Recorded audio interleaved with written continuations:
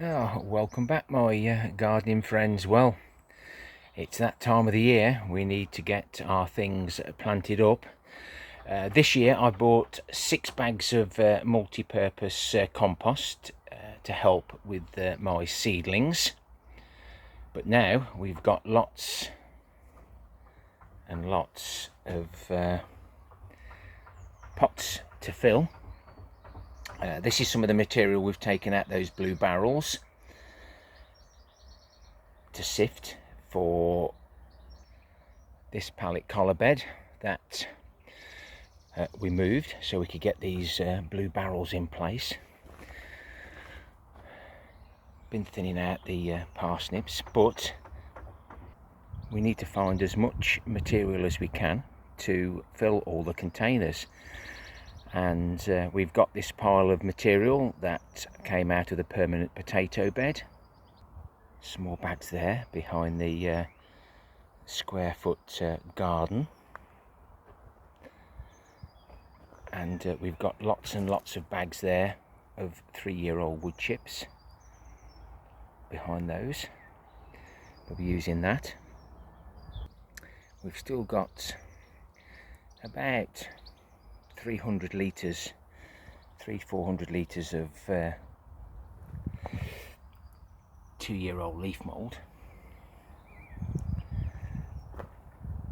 400 to 500 litres of 12-month-old homemade compost that we made last year. Same sort of thing.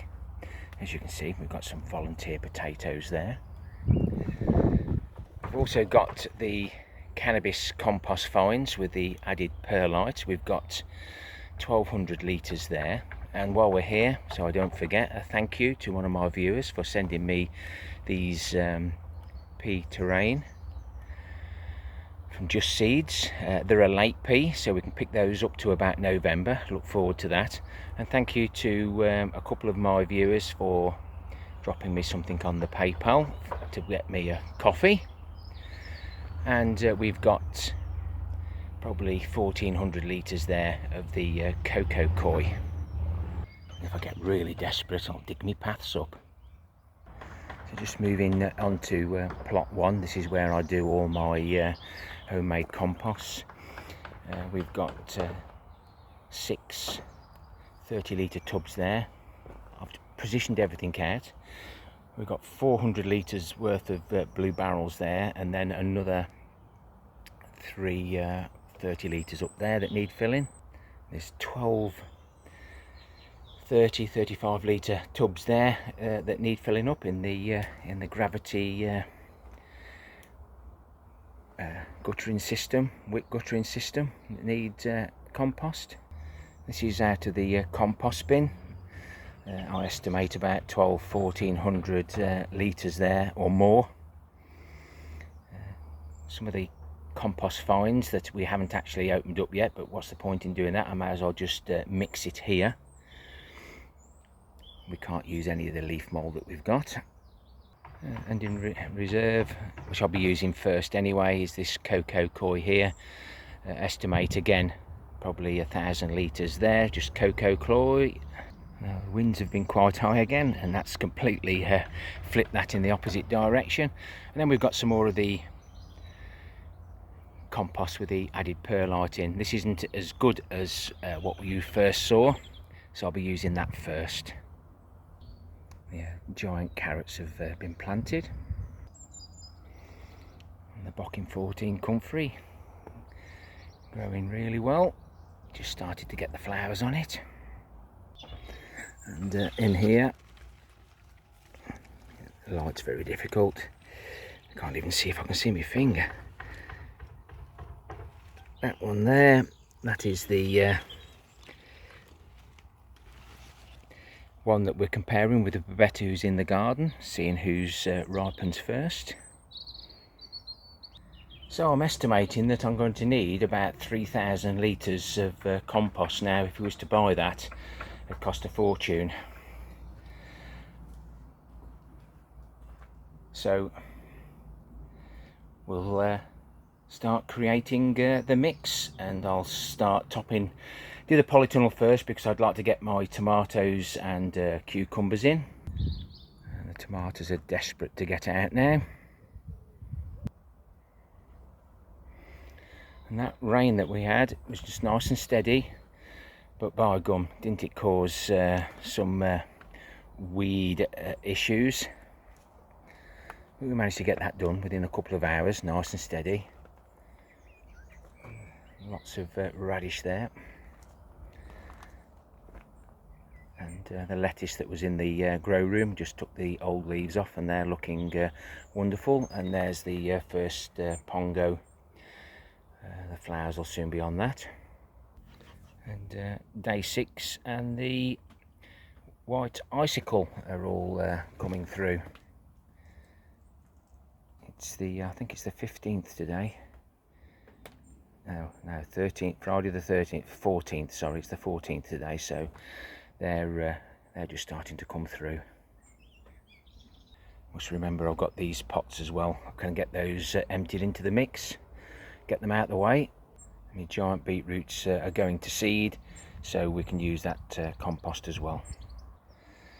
And on the 24th of May I'll be doing my 60th birthday plot tours, so don't forget to join me then.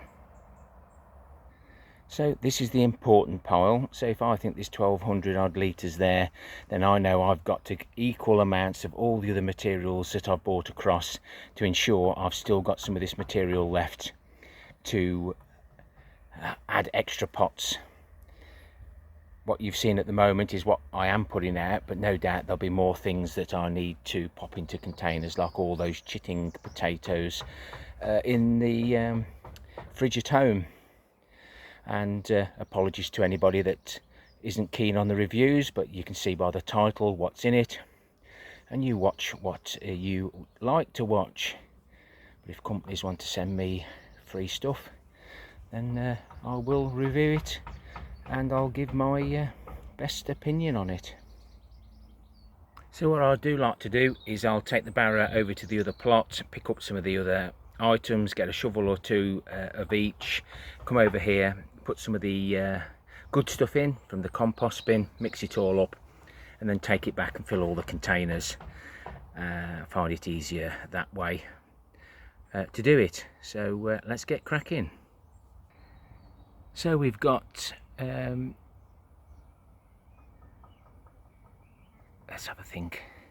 We've got 2 shovelfuls of the 12-month-old compost, 1 shovel of leaf mould, 2 shovels of the material out the old potato bed, permanent bed, 2 shovelfuls of 3-year-old wood chips, shovelful of cocoa coir, and a shovelful of the compost we find with the added perlite in. And I'm going to add either 2 or 3 shovelfuls of the compost now and give it a good mix together. So let's see how far a barrowful goes in one of those blue tubs.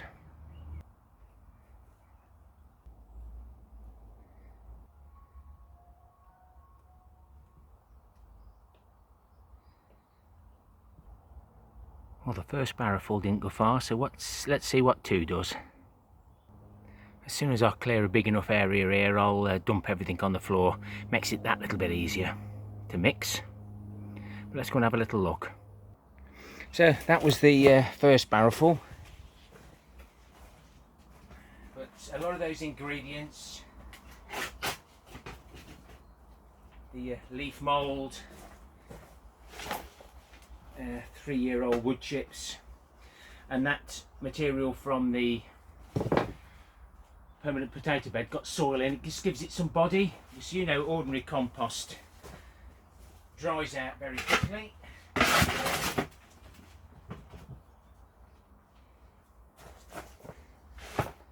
If you're going to use a shovel, have a good one. It's the first time that these have been topped up in a few years. I'm just picking a bit of debris out here and there. These will be coming out next time. So all this lovely material, it's got bits of rubbish in it, all sorts. Doesn't matter, it'll rot down, worms will continue eating it, sticks will break down, give the worms and other creatures, microorganisms, something to go at. But yeah, it does take a lot of compost, and to make 3,000 litres of my own, I'm not adding nothing to it. I try not to. Some of the pots, giant potatoes will, but other than that, we'll just let the worms do the work for me and feed those lovely plants. So, not going to bore you to death today, but there's two barrelfuls there. Get those topped up, and I've got 14 of the 30 litre pots here.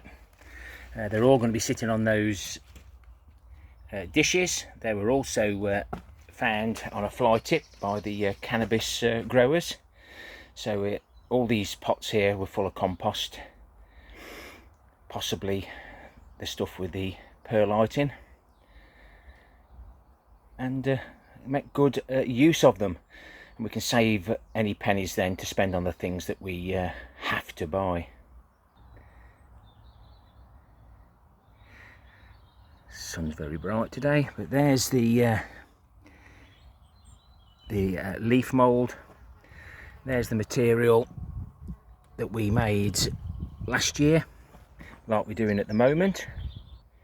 This material was all done in layers, and you might be able to see the odd bit of cocoa coir in there, but it's also got a bit of soil from the original allotment, because when we dug out all the soil, we went down to the sandy layer and made sure that we didn't leave any reasonably good soil behind. So that's a good material for giving it body.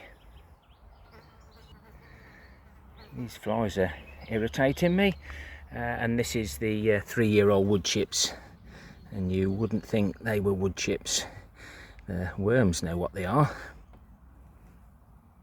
but again, excellent for moisture retention.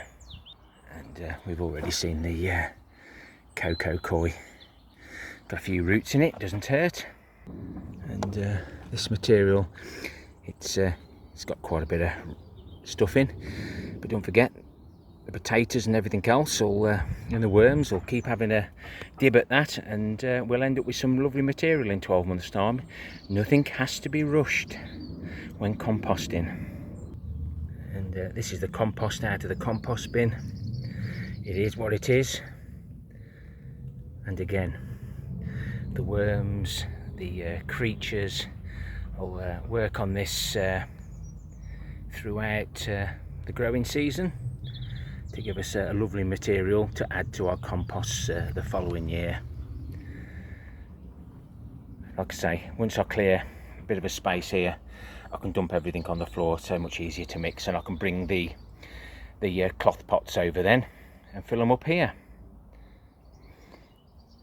Just a quick look at the, no, not the comfrey, hashtag sunflower high. Loving the sunshine. I'm reluctant to water because we're due to get some thunderstorms, and the condor potatoes will want to get out. And there's the 4 that's going into the blue barrels that are over this side of the plot. They're for the giant potatoes. And these are the hashtag single seed potato challenge from Steve at Digwell Greenfingers. Let's get the hashtag right. That's a hashtag SS Potato Challenge 2022, and there's one of the COVID testers. Keep using those, recycling. They look a lot better. They did get frosted, as did some of those condors. Lesson learned. Thumbs up, thumbs down. Before you go, please leave me a comment. If you heard that, that was the long roots, the water pump, the gravity timer, just kicking in and out. But yeah, leave us a comment and maybe consider subscribing to catch what I'm up to on my allotments. Happy gardening to you all. Till next time, my friends. Ta-ra for now.